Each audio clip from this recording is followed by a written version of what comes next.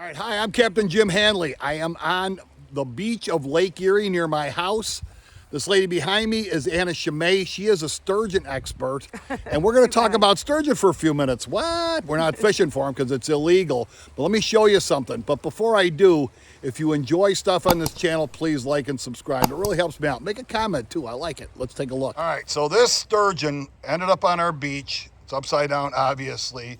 And Anna, what can we tell about this sturgeon that's laying here? It's 6.5 feet. I just measured it out with my sneakers, and my big foot is 13 inches long, and I did it 6 times there, so you guys do the math. But what do you think? Well, I can tell you one thing for certain, Jim.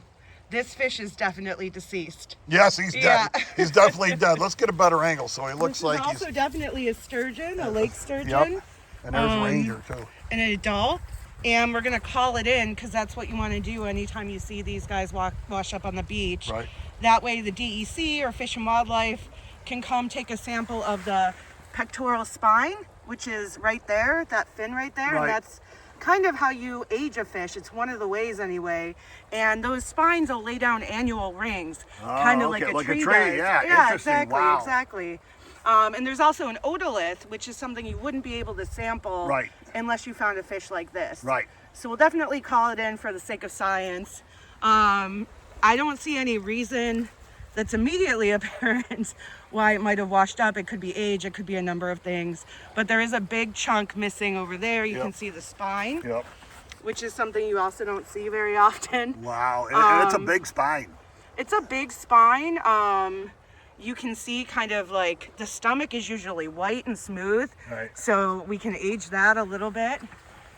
You can see the barbels still. Yep, they're there. Right there on the nose. The whiskers, in other words. Yeah, the whiskers. So chemosensory organs, the mouth, the eyes are gone.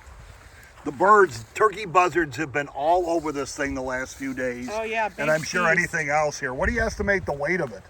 Oof, I don't know. I would be a terrible carny, Jim. Yeah. But maybe 140, 150 pounds. And what about age? What do you think?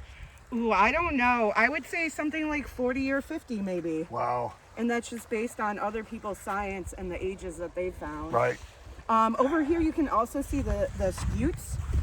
Scutes. So these fish actually predate fish with scales. Right. Oh, okay. So they have these armors, these external armor, these scutes kind of protect them. Right. And they're really pronounced when they're young, and they get worn down as they get older. But this is definitely a mature fish. Hopefully it lived a long and fruitful life, spawned many times with many a large group of fish. Yep.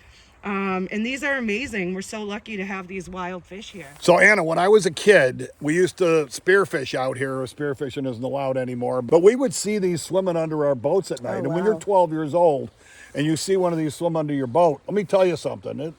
It's pretty scary. A little scary, pretty intimidating, yeah. So pretty interesting fact, and they're really making a comeback in Lake Erie. New York State's doing a lot with that. Yeah, they're doing some amazing work, and slowly but surely they're making a comeback. So if you see one of these, if you catch one by accident, throw them right back in the water. They can live a really long time. They also don't spawn until they're much older than normal fish. They're about our age when they reproduce, teens and 20s and 30s. So hopefully your children and your children's children and their children's children will get to see them again. We used to have millions and millions of them in Lake Erie. Sturgeon Point right over here. It was a commercial fishery. Yep. It was.